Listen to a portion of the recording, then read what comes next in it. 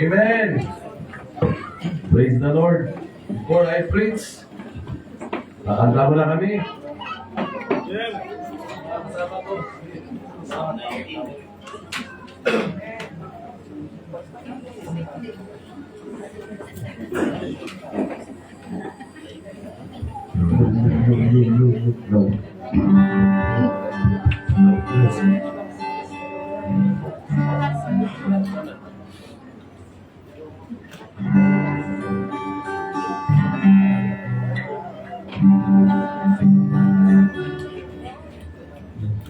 Mike. Mark. No. Kanapon sa inyo. Magandang gabi na pala.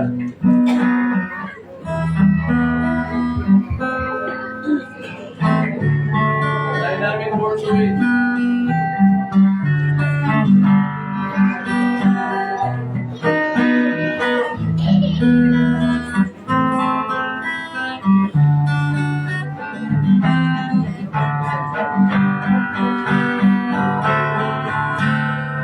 Worthy, worthy.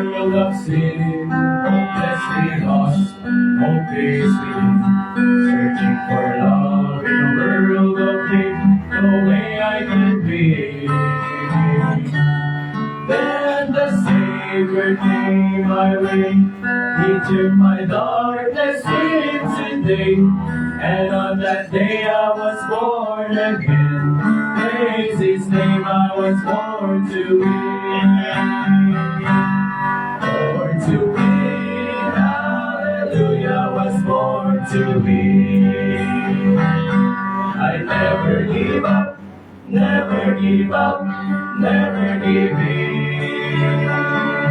No matter what Satan throws my way, I still go on in Jesus' name. Through His love and mercy that knows no end. Praise His name, I was born to win. Since I begun to run this race, many the trials I had to face. Mountains so high, valleys so low, and rivers so wide.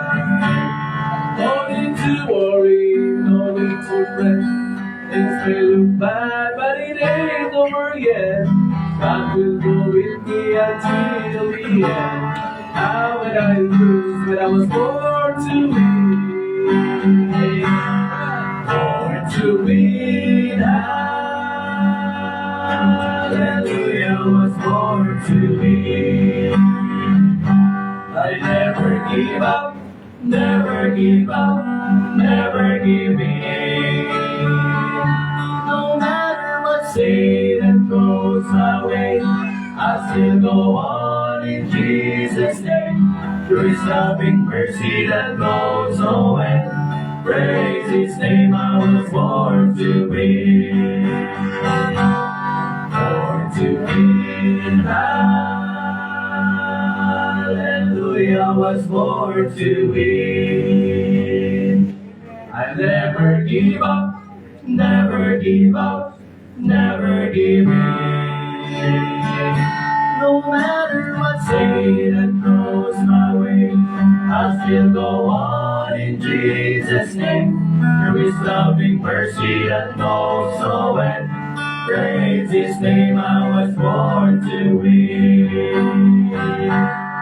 Born to win, hallelujah.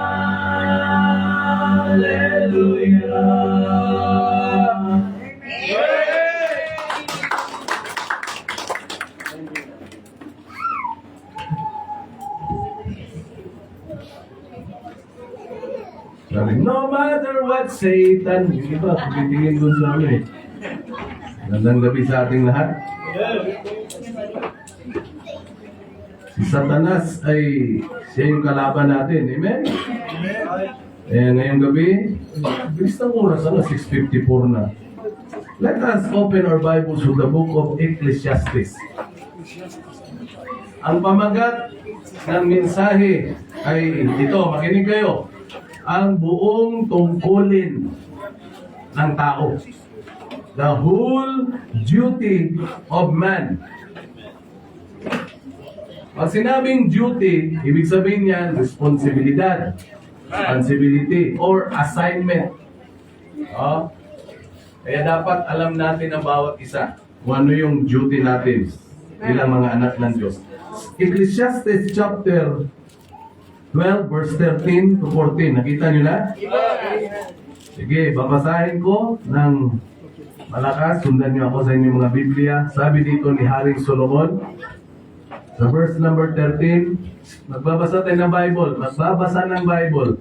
Walang mag-uusap. Okay?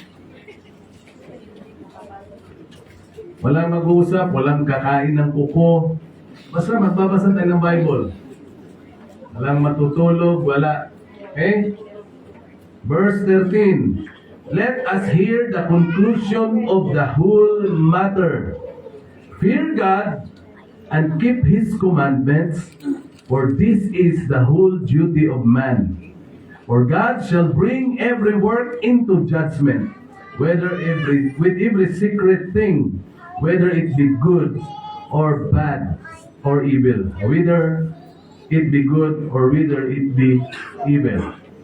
So nandyan no, the whole duty of man. Let's pray. Panginoon, maraming salamat muli sa gabing ito na pinagkaloob niyo. Salamat po sa inyong makapangyarihang salita na muli aming nabasa. Salamat din, Lord, na ito'y aming mapag-aralan. At sa tulong po ng Banal na Espiritu, ay amin po itong mauunawaan. Tulungan niyo po, Lord, kami na may sabuhay din namin ang aming mga matututunan sa gabing ito. Patawarin niyo po kami sa lahat ng mga pagkakasala na aming nagawa laban po sa inyo. Salamat po sa pribilehiyo na makapaglingkod sa inyo. Salamat sa bawat isang naparito, Panginoon. Salamat sa mensahe kaninang umaga, sa mga fellowship, Lord. Salamat po. Purihin ka. Ang lahat ng ito hiling namin dalangin sa pangalan po ng Panginoong Jesucristo na aming Panginoong Diyos at tagapagligtas.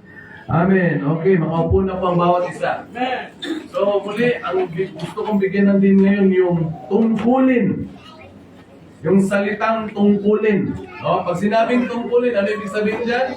Yung responsibilidad or assignment. Ano assignment sa Tagalog? O takdang aralin. O kung estudyante ka, so meron ka assignment. Kung yung assignment mo, dinadala mo sa bahay, ang tawag dyan ay homework. Na pwede rin work from home, no? Kaya, dito sa ating binasa, sasalita na ako, ha? Pag sinabing duty, ulitin ko, it is an responsibility or assignment. Ibig sabihin, no, bawat isa sa atin sa lugar na ito, dapat alam mo kung anong tungkulin mo. Sa tahanan mo, ano bang tungkulin mo? Mga magulang, mga tatay, ang tungkulin ng tatay, siyempre ang mag-provide sa pangailangan ng pamilya. Amen? So ang nanay naman, ang tungkulin ay ang alagaan, arugain ang mga anak. So yun po yun. So ang mga anak din, dapat alam nyo ang tungkulin nyo sa bahay nyo. Ano ba ang tungkulin nyo? Ano ba ang responsibilidad nyo sa bahay? Ang magpasaway. Ano ba? Kaya may mga magulang na laging nagagalit. Bakit? Kasi may mga anak, binibigyan na ng kanya-kanyang assignment, hindi ginagampanan yung assignment. No? Dapat mayroon tinatawag na division of labor. Alala ko noon, ang assignment ko lagi ay maglampaso. No? Kaya ako lagi naglalampaso. Kaya nagagalit ako pag may pumapasok na late. Ay, hindi. May pumapasok na galing sa labas, tapos kalalampaso mo lang, tapos pag bigla na lang papasok na, di ba? Hindi man lang napunas ng paan, nagagalit ako. Bakit? Kasi ako naghirap yan eh. Tama ba? Yes.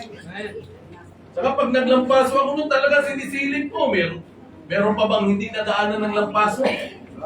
Bukod sa paglalampaso, ang isa sa responsibilidad ko yung magpakain ng baka.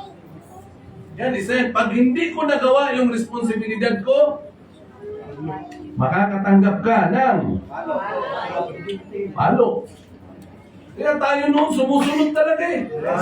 Amen. Amen? Yes. Sumusunod talaga. Merong pabuya, meron man pasalubong o wala, sunod ka. Bakit? Pag hindi ka susunod, ayari ka. Kaya yun yung mga responsibilidad ko noon. Amen? Amen. Kung ikaw naman ay pumapasok sa isang kumpanya, may trabaho, dapat alam mo rin kung ano yung responsibilidad mo. Yung tungkulin mo. Hindi lahat ng tungkulin dyan ay pwede mong gampanan. Yun lang nakaatang sa iyo na dapat mong gampanan. Yes. Kung hindi ka supervisor, huwag kang makaumastan para kang supervisor. Para kang taga-tayuman. Di ba? Nung ako'y pumasok sa construction company, ano ang tungkulin ko? Laborer. Inassign ako sa mason. Sabi ng mason ko, maghukay ka. So yun ang sinabi ng mason ko. Di hukay. Tama? Right. Gano'n po kano? Dito ang tansi, sundan mo. Sa hukay kami niyan. Kaya yung unang araw ko sa construction sa Santa Rosa, Laguna, tuklat lahat yan. Di ba? Minaso namin yung flooring ng nasunog na eskwelahan. Minaso namin kasi tatayuan ng bago. Siyempre, pakitang gilas ka, first day mo. Talagang pa. Kaso, maya-maya, mga alas 9, nanginginig na yung kamay ko. Sabi sa akin nung tagahawak ng silsir, okay ka lang? Sabi ko, hindi nga eh. Yun mo yung kamay ko. Kanya, kasi masyado kang ano eh, pakitang gilas ka eh. Siya, tagahawak lang silsi eh. Napalit kami. Hanggang sa nanginig ako sa gutom. So, hindi pwedeng ako yung ganun-ganun lang. Bakit? Laborer ako eh. Eh, kung ayaw ko mag-labor, di, dapat alis ako sa trabaho. Eh, gusto ko magtrabaho eh. Yung responsibilidad, kailangan mong kayanin yan. Sa pagiging ano pa lang yan. Di ba? Kung supervisor ka, hirap din kasi magsusupervise ka ng mga tao. Dapat alam mo. Ngayon, nung naligtas tayo, dapat ito alam mo. Na nung naligtas ka, hindi ka lang basta-basta pagkatapos ang kaligtasan mo ay ganun na lang. Meron kang dapat malaman na mga responsibilidad na dapat mong gawin. Yung mga, tingnan nyo, kaya pag ikaw Kristiyano, wala kang ginagawa para sa Diyos. Dapat malaman mo na may tungkulin ka. Amen? Ako, bilang pastor, ano yung tungkulin ko? Ang magturo. Sabi noon sa Acts 20:28, sabi ni Pablo sa mga elders, sabi niya, feed the church of God.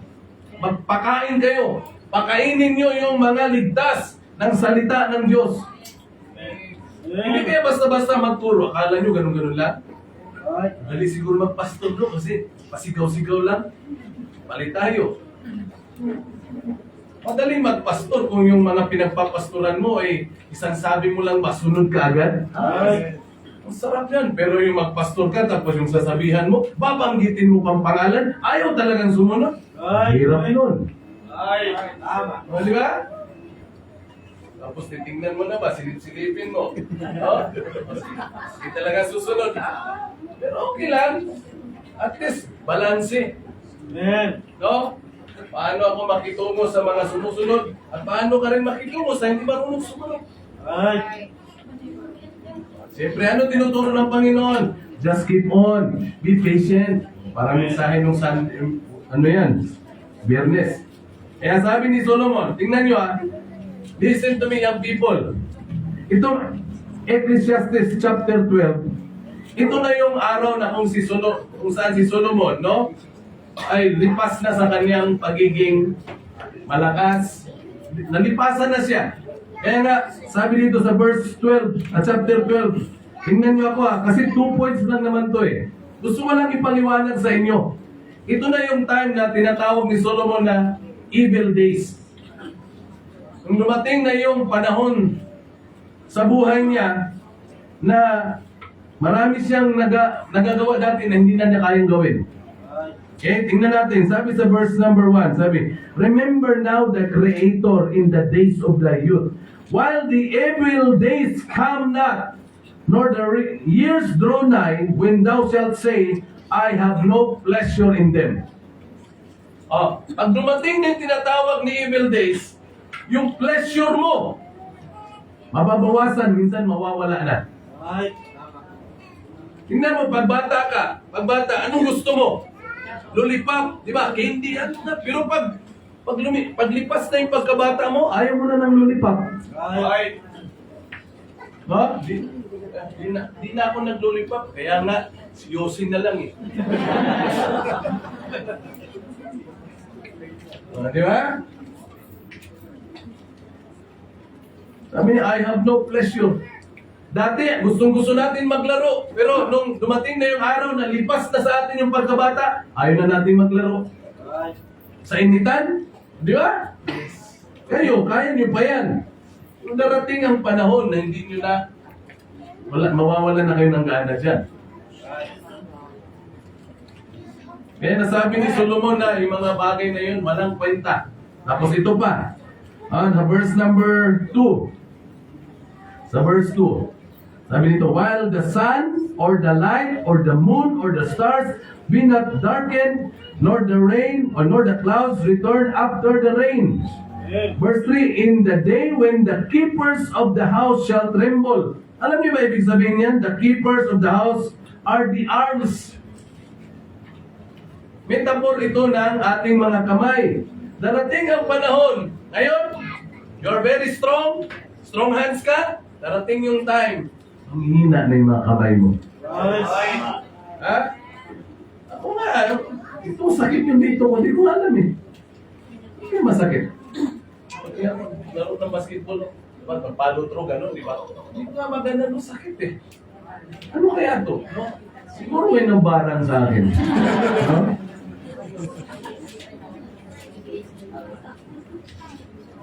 Tapos ano pa? And the strong men shall bow themselves. Alam niyo ba yung strong men? It represents the legs, our legs. Ito yung sa ano, tinatawag na keepers of the house, di ba? Tapos yung strong men, ito yung legs natin. Darating ang time, ngayon malakas pa kayo, lakas kamay, pero darating ang time. Ipaglakad mo ay dandahan ka na lang. Ang tawag dyan, evil days. Sino nakaranasan ng ganyan? Mga evil days, no? Yung marami ka nang nararamdamang sakit. Oh? Di ba, Brad? Yes. Mga paa mo, nanginginig na rin. Mga bata, sabihin nyo, oh, hindi ko pa naranasan yan. Naranasan mo rin yan. Sabihin nyo, hey, kung minsan na ito ay para lang doon sa mga matatanda, hindi mo na ako magseryoso. Dapat nga makinig ka eh. Bakit? Habang bata ka pa, magseryoso ka. Bakit? Hindi mo alam kung tatanda ka eh. Ang daming mga bata na hindi na tumatanda. Ha? Oo, kaya dapat magseryoso. Saka na ako wala pa namang evil days sa buhay ko. Sino nagsabi sa'yo? Kaya nga sabi dito, oy, mag-ingat ha. Tandaan mo kayong mga youth, mga bata, mga batanon sa Bisaya pa. Ha? Tandaan ninyo na lahat ng mga pinagagawa natin sa mundong ito ay hahatulan ng Diyos to. Amen. Tapos ano pa? Sa verse 3 tayo ha. Yung keepers of the house, it represents the hands. And the strong men shall bow themselves, it represents the legs. Ito pa, and the grinders cease because they are few. Oh, alam niyo kung ano to? Ha? Grinders. Ano yan? Ngipin. No? At ang grinders, no? Hihinto sapagkat sila'y konti na. Buti kung konti. Yung iba, wala na talaga eh. That's evil days. Grabe, pag kumain tayo dati, ano po, mais, at kain ka. Yung mga, paano pag dumating na yung time? Nawala ka ng... Di ba? Totoo hindi? Totoo. Yung iba talaga wala na eh. Ano na lang meron? Sabi ni Pacquiao, pig. Pig tit. Anong pig tit? Sabi sa'yo, marpil ba? Marpil. Anong pig tit? Gustiso ba? Fake tit ba? Fake tit. Yan yung ibig sabihin noon. No? Eh yung iba na, hindi pa matanda eh. Fake na yung ngipin eh.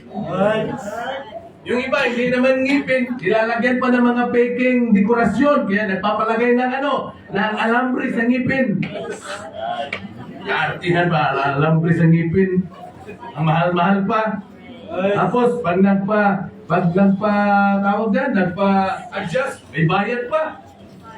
Bihira na pakamahal. Sino magpapalagay niyan? Ako na maglagay. Bibili na ako ng alambre dyan sa hardware. Grinders. Ito yung, kaya pasalamat kayo na ang grinder ninyo, yung ibig sabihin, mga ngipin ay buo pa. No? Walang problema sa Meron nga isa, binigyan ng bayabas. Sarap, paborito niya. Hindi niya alam na pustiso. Agad niya. Naiwan yung pustiso sa bayabas. Si Alan Kay, di ba? Yung sa Itbulaga. Ay, abang nag-ano, biglang si Isto, may kasama kami sa Project 8 dati. Ito yung duling, tapos pina-opera ni Pastor Mar. Ayos yung duling. Pinanglagyan ng ngipin. Opera, yung pustiso niya nalunok. Ano ang problema nung bata na yun? Pag kumain, nakain yun eh. Wala nang, ginaganon na mo. Hindi inuuya, isang sa pag-higong niya sa pagkain. Nasama yung pustiso. Pagkatapos namin kumain, sabi ko, kaganon si Istom mo. Sabi ko, nangyari sa'yo, Tom? Alala niyo si Istom, di ba? Ano nangyari sa'yo, Tom? Sabi niya, nawala yung ngipin. Saan yung pustiso mo? Sumabit dito. Sumabit. Napinala yun sa General Hospital. Buti na, hindi binutasan dito. Nasungkit ng doktor. Paano yung grinder niya? Wala na eh, no? Pasalamat kayo, ha? Sa mga anak niyo, huwag niyo bigyan ng mga kung ano-ano, mga tawag dyan. Mga candy, pampasira ng ngipin yan. Tama ba? Hindi, umiyak kasi yung anak ko eh. Mahal na mahal ko. Hindi, mahal mo talaga. Pwede naman bigyan, pero huwag palagi. Masisira ang ngipin. E ano pa? And those that look out the windows be darkened. Pag sinabing look out the windows be darkened, it's actually yung mga mata natin. Darating ang panahon na yung mata mo, manghihina na rin yan, yung vision. Ngayon pa nga lang, bata ka pa, nagsasalamin ka na eh. Ha? Bakit? Saka! Kasi cellphone. Bata ka pa, nagsasalamin ka na. Yan. Nararanasan mo na yung tinasabi ni Solomon na evil days. Evil days. Kaya yung mga anak natin, nako, mabata pa, nagsasalamin na. No? Meron ng bata, oh, pambihira, yung grado ng kanyang salamin, ang kapal na. Sa akin nga, grade 6 lang ko. Sa kanya, college na yung grado. Sobrang kapal. Kaya yung grado ng mata mo, ano? Ha? Ba, ganyan na talaga yung mata mo dati? Eh, dumating pa yung time na addict sa cellphone. Nadagdagan. No? Ako ngayon, yung mata ko, ano eh, magpo 49 years na itong mata na to eh. Kaya minsan, pagtingin ko na ano, na, wala, parang nagsashadow. Ganyan na yung paningin ko eh. Oh? Pero yung mga late, klarong-klaro ko yan. Walang shadow-shadow. Alam ko yan. Ha? Yan mga kapatid, tingnan natin ha, na darating ang araw, you will experience the evil days. You will experience. At kapag naranasan na natin yan, ibig sabihin, we are nearer to eternity. Malapit na tayo sa walang hanggan. Tandaan niyan ha. Our living must be our preparation for dying. Kasi mamamatay talaga tayo eh. So while we are still alive, dapat alam natin, alam mo kung ano yung tungkulin mo bilang anak ng Diyos. Sinabi dito, isa lang, pero dinagdagan ko ng isa. So what is the whole duty of man? Number 1, ng Diyos. Amen.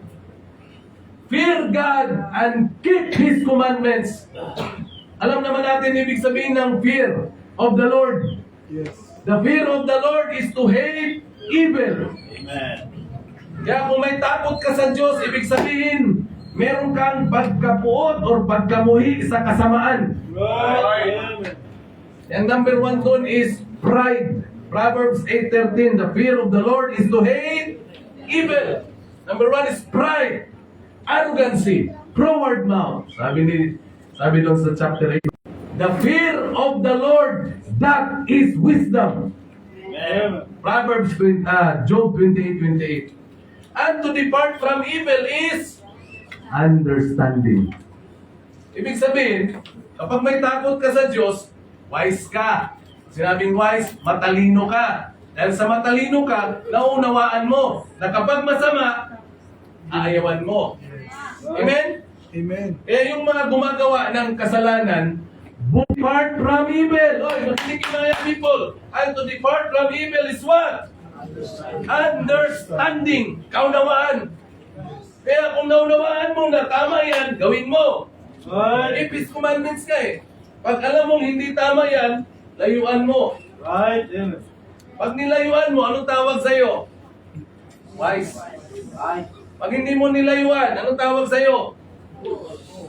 Fool. Di ba? Right. Yan yung tungkulin natin bilang mga anak ng Diyos. Right.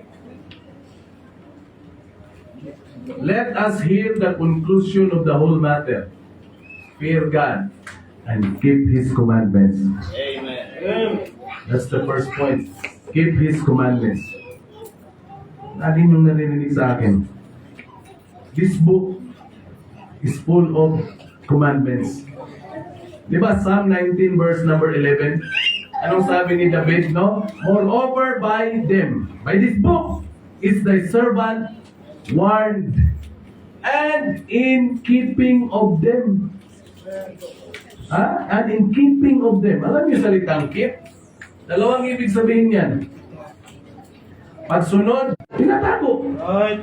Yung bang marriage certificate nyo, nilalagay nyo lang kung saan? Tinatago. Right. Di ba?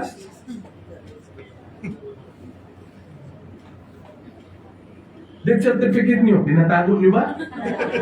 Siyempre, ang magtatago yan, yung mga naiwan mo, yung maiiwan mo. Right. Yung diploma nyo, ano, tinatago nyo, hindi. Ago. Di ba yung cellphone nyo? Grabe yung pag-iingat mo. Bakit? Mahalaga sa'yo eh. Right. Pero Bible, iniwan lang kung saan-saan. Right. Makikita mo kung anong klaseng tao, anong Bible. Ito, dito ko lang nilalagay ito. Kasi pangpulpito ko to. Amen. Pero ang dami kong Bible sa bahay. Pero iba yung Bible na dinadala ko pag napupunta ako sa mga pulis. Pag sa mga anniversary, iba rin. No, merong yung large print, meron ding thin line. Mahalaga sa akin ang Bible. Amen. Bakit? Kasi sabi ng Bible, sabi ni David eh, no? Ang sino mang susundin ito at pahahalagahan ito, anong meron? There is great reward. Amen. Imagine if you keep this book, anong meron ka? Great reward. Amen. Di ba ang synonym ng reward is blessing? Yes. Right. Always remember the four kinds of blessing. Ano yung unang blessing? Overtaking blessings. Pangalawa, overflowing blessings. Yung pagpapalang umaapaw. Umaapaw. Hindi umuupaw. Umaapaw. Pangatlo, yung tinatawag na overwhelming blessings. Kapag sinunod mo yan, no? Right. Yung pang-apat, yung overstaying blessings. Amen. Sundin to, pahalagahan. Kaya mo hindi sinusunod kasi hindi mahalaga sa iyo. Right. Tama. And in keeping of them, there is great reward. Di ba, ano yung pag sinunod mo ang Bible, anong meron? Great reward. Pangalawa, great reformation.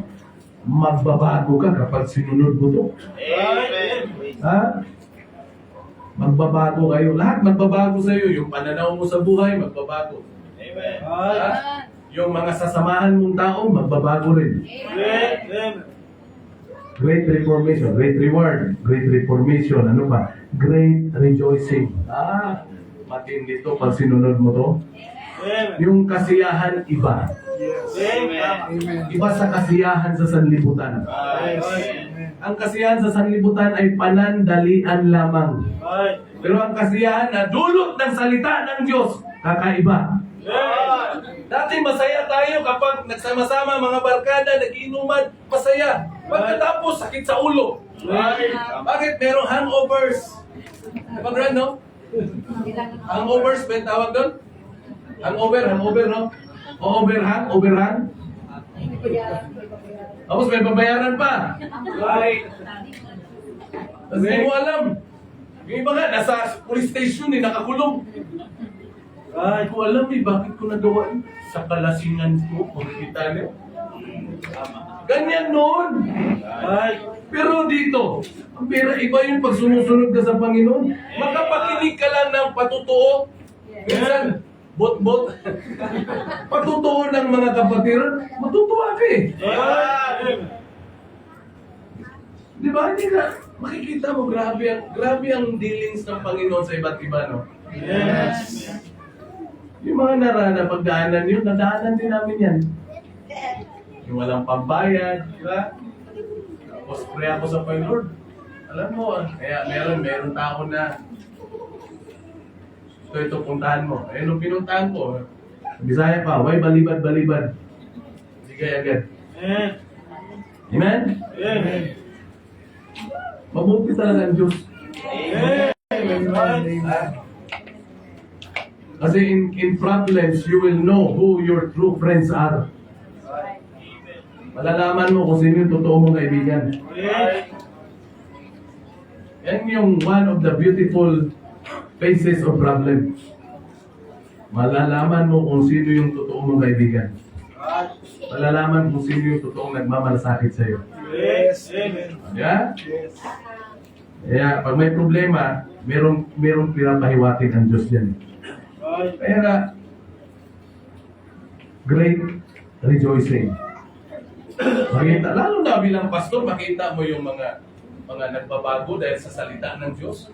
Hindi salita ng pastor per se ang makakapagbago sa inyo. Salita ng Diyos. Yes. Correct. Ha?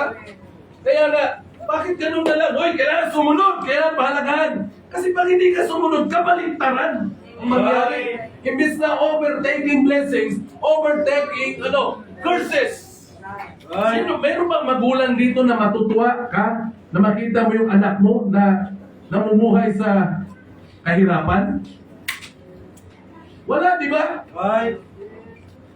Kaya lagi nyo paalala, kayong mga young people, always follow what the Bible says. Yes. Hindi pwedeng hindi ka susunod. Ay. If you don't follow God, if you don't obey God, tapos pagdating ng araw, lalapit-lapit. Hyperbole lalapit-lapit ka sa ano. That's good. Kakagigil. Ay. Ha? Kakagigil. Dapat sumunod ka na. Correct. Amen. Naniwala ba kayo sa salita ng Diyos? Yes. Di ba naman, grabe naman yan, nananakot si Pastor. Hindi nananakot. Word of God yan. Amen. Sabi nga ng Book of Hebrews, it is a fearful thing to fall into the hands of God. Napapaalalahanan ng salita ng Diyos. Sumunod ka. Amen. There is great reward if you keep His commandments. There is great reformation. There is great rejoicing. And there is great revival. Amen. If you obey the Word of God, revive ka mismo. Correct. Amen. Kaya nga, yan ang duty natin, mga Kristiyano. Tama po. Para sa kabutihan natin yan. Pag kayo nagkaedad na, yun yung masasabi, tama nga. Kahit yung mga, sabihin, tama nga si mama. No? Pag kayo naging nanay na rin, kasi hindi kayo, bakit? Kasi masaya ka doon sa anak mo o sa apo mo eh. Ay, lagi ko sinasabi, di ba? Pasayahin mo lang ang Diyos. Amen. Pasayahin mo lang ang Panginoon. God is omniscient. He knows all things. Pasayahin mo lang siya. Kahit na hindi mo hiningi yan, basta alam niyang pangangailangan mo, ibibigay niya yan. Amen. Pero pag ikaw ay hindi mo pinapasaya, talaga sumunod. Amen. Right. Ang Diyos natin, nagbabago din ang isip. Eh pag hindi tayo marunong sumunod, yung tungkulin natin, yung pagsunod, napakasimple lang. Pagsunod lang, ayaw pa natin gawin. Kaya nga, fear God and keep His commandments. Amen. Sumunod sa Diyos. At maging malapit sa Kanya ba? Amen. Do not follow God afar off. May mga sumusunod sa Diyos pero malayo. Malayo ang puso. Pupunta nga ng church pero ang layo. Amen. Tama po. Uli. Yan ang pagkakamali ni Lot. Right. Nung siya ay medyo makaangat sa buhay, pinagpala siya because of his uncle, Abraham. Remember, Abraham was the person of blessing. Right. Abraham was the person of blessing. Lot, his nephew ba? Yung kanyang pamangkin ay pinagpala because of Abraham. Eh nung ano? Anong ginawa ni Lot? Humiwalay siya Right. sa lingkod ng Diyos ng pagpapala. So anong nangyari sa kanya nung humiwalay siya? Ano yung iba ayaw magipag-close sa pastor? Kasi may mga kalukuhan eh. Correct. Tama po. Right. Sakto talaga. Pag-preaching na, nagtatago.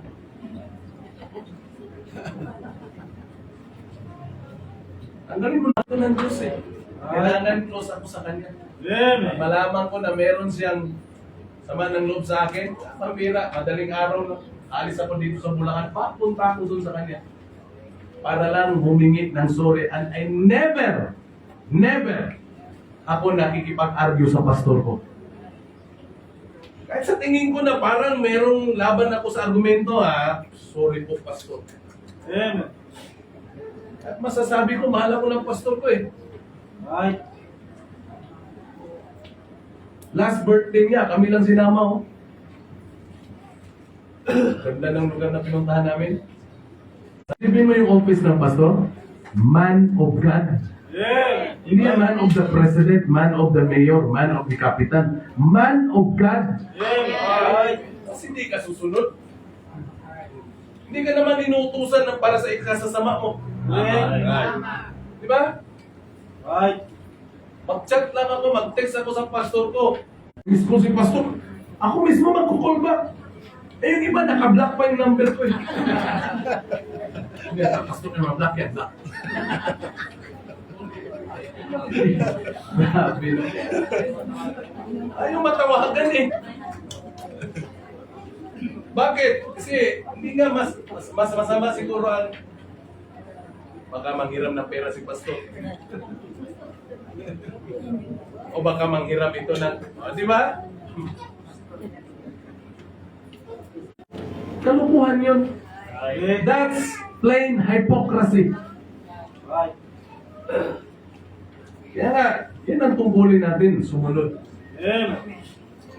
Amen? Amen. Mga kapatid, magto-23 years na akong pastor. Amen. Ang dami ko nang nakita, kahit hindi dito, sa ibang lugar, yung mga sumunod talaga sa Panginoon at talagang sumunod sa mga Koreano. No? Right. Tingnan mo nga itsura mo. Ba't ganyan ka?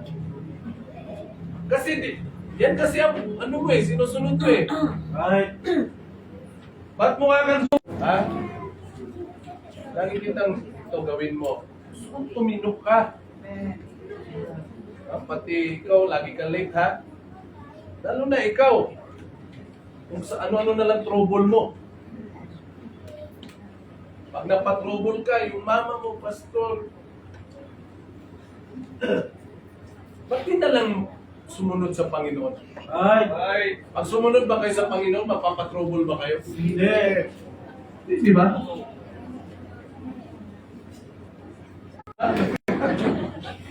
Iraan na lang natin sa biro, pero gusto ko talaga. Di ba pag sumunod kayo, ang maunang matutuwa, ang mama mo. Amen. Right. Ang dami nito mga kaso-kaso. Alam niyo, si Pastor masyadong pakialamero. Sino makikialam sa inyo? Right. Ha? Right. Ito yung mga hindi marunong sumunod, nagpasako. Sabi ko, walang organisasyon na mag-aalaga sa'yo na kagaya ng pag-aalaga ng church na ito. Right. Alam nga naman, matutuwa lang ako pag hindi kayo marunong sumunod. Right. Di ba? Kaya maging close kayo sa Panginoon. Follow God and keep closer to Him. It's hard to follow God, pero you are following afar off ang layo mo. Kunwari, ito ang Panginoon. Anong puntos, component pangalawa? Follow God and keep closer to Him. Sumunod ka, wherever He goes, you go. Lakad ka. And keep closer, dapat ano, di ba? Lakad. Ano, if you are close to God, huwag mong sabi nga, di ba? Follow God closely, don't give the devil an inch. Huwag mong bigyan ng isang pulgada ang demonyo. Bakit? If you give it an inch, magiging inches yan. Yung isa, naging 2 inches, naging 12 inches, no? And that will become a ruler. Isang ruler na yan. Okay. Ruler. Isang 1 foot lang yan, 1 ruler lang yan, pero pwede nang maka-penetrate yung demonyo, yung yawa dito, no? Pero kapag close ka sa Panginoon, sige, dapat lang. Dapat. Tandaan nyo to, ang Diyos natin mabuti. Saan ka man niya dadalhin sa mga mabubuting bagay. Hindi kayo nilid dito sa kasamaan, tama ba? Natin, una, siya ang ating Savior. Save ka. Pangalawa, siya ang ating shield. Pag sinabing shield, protector. Yung kalaban, no, nandyan, meron ba makakalusot na pana ng kalaban kung ang Panginoon na sa unahan mo? Wala. Huwag kang magmukhang anghel kasi karnal nga eh.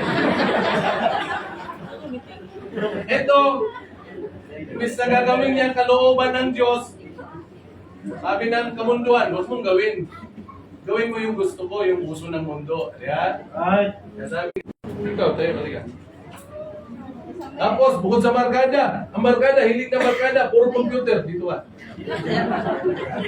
Kunwari lang naman ito eh. Parang totoo. Parang totoo ah. Tingnan nyo ah, layo ka ng Panginoon. Kaya minsan, you cannot hear the voice of the Lord because of this. Minsan yung sanlibutan. Di ba? Yes. Hindi na ay, ang layo mo sa Diyos eh. Minsan naman, dilata ka. Minsan, dahil sa girlfriend mo. O dahil sa boyfriend mo. Huwag na huwag kayong magmahal ng sino man na hindi nagmamahal sa Diyos. Every day is a war. Away yan. Ngayon layo. Anong dapat mong gawin para mapalapit ka sa Panginoon? Anong gawin mo? Sumunod ka, sipain mo yung mga... You cannot follow God and keep closer to Him. Kung meron mga hadlang, oh. Itong mga hadlang eh. Tama? Kaya yung mangyayari, you cannot do your responsibility. Fear God and keep His commandments, for this is the whole duty of man. Follow God and keep closer to Him. Kailangan close tayo.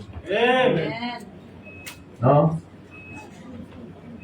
Alam ko, bawat isa sa inyo dito, meron kayong ka-close eh. Tanong mo, kung yung ka-close mo, close ba siya sa Panginoon? Kasi kung close sa Panginoon yan, i-close ka rin yan sa Panginoon. I-close din yan sa mga lingkod ng Diyos. Ha? Oh. Tapos na tayo. Nakuha nyo? Huwag na huwag kayong umayat na sinasabi nyo sumusunod kayo sa Diyos. You follow God, pero ang dami mong hadlang. Do not imitate Peter. He followed the Lord afar off. Malayo pa. Diba? Malayo. Kaya, meron naman tayong mga bisyo. Wala pa, no? Bisyo. Ika, bisyo. Wala rin.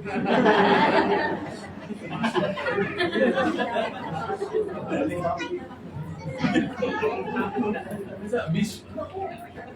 Nandyan yung... Yun, ano yung una?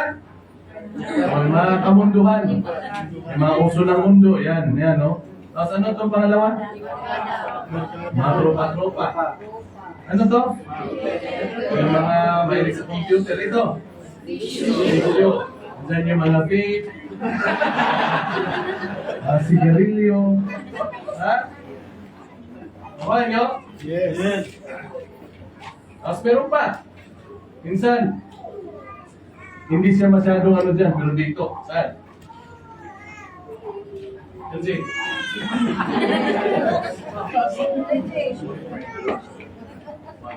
Magiging addict sa cellphone.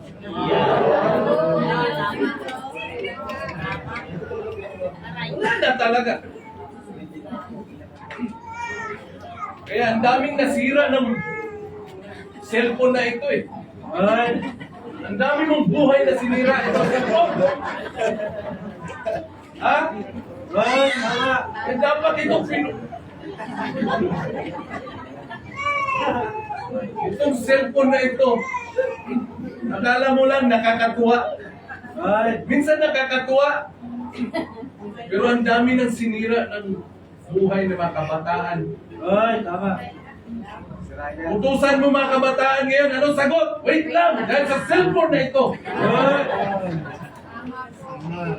Mga Kristiyano, hindi na nakakapagbasa ng Bible. Bakit? Nakababad sa cellphone na ito. Ako. Nakakapanggigil.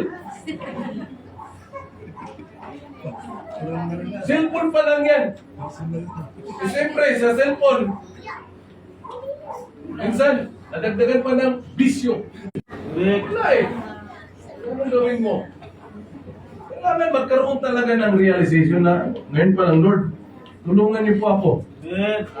na magkaroon ng takot sa iyo at susunod ako sa iyo. Yes. Ito mga, hindi mo ito kailangan. Pwede naman magka-cellphone basta gamitin lang ng tama. Yes. Diba? Yes. Tama ba? Yes. Ito talaga alisin mo, bisyo. Correct. Alisin mo.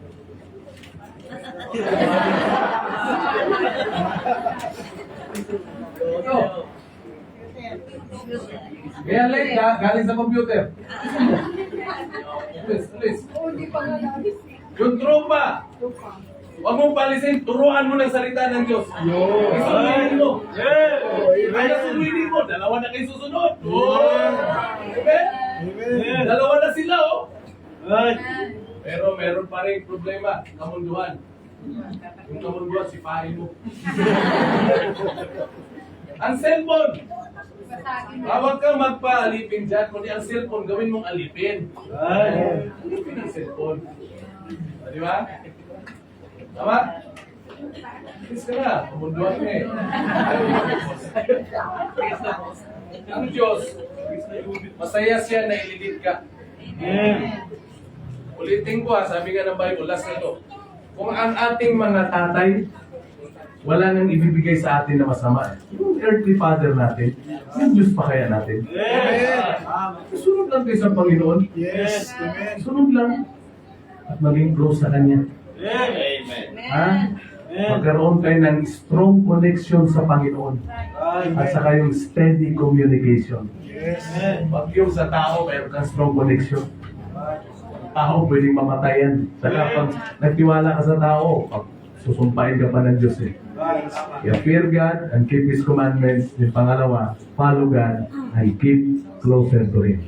And all of God's people will say, Amen. Thank you sa inyo. Let us all pray. Let us bow down our heads. Let's pray. Dakilang Diyos, salamat sa gabing ito. Salamat, Panginoon, sa inyong banal na salita. Pinakita niyo sa amin ang aming mga tungkulin. Lord, tulungan niyo po kami na maging obedient sa inyo pong mga utos. Tulungan niyo po kami na sumunod sa inyo. Sumunod na hindi malayo ang aming mga puso, kundi Nawa, close kami sa inyo, Panginoon. Salamat sa gabing ito. Tulungan niyo ang bawat isa na mensahe ay may sa buhay, Panginoon. Lord, ang mundo ngayon, pasama na ng pasama. Mas lalong nakakalungkot, marami mga Kristiyano ang nadadala ng mundong ito. Kaya Panginoon, salamat sa pagmamahal, salamat sa paalala niyo. Bless you po ang bawat isa nandito, Panginoon. Especially, Lord, the young people. Talagang maraming kabataan ngayon, Panginoon, na malayo na sa inyo. They proclaim that they are saved. But Lord, sa mga gawain hindi pangligtas. Kaya Panginoon, nawa ang mensaheng ito ay tumimo sa puso at isipan ng bawat isa. Maraming salamat sa inyo. Salamat po. Bless you po ang aming pagkakaloob sa gabing ito. Ang lahat ng ito hiling namin dalangin sa pangalan po ng Panginoong Jesus. Amen. Okay, let us give an offering. He wants me to pray pa rin. Akin po. He wants me to pray, to give and to go, that the world we know.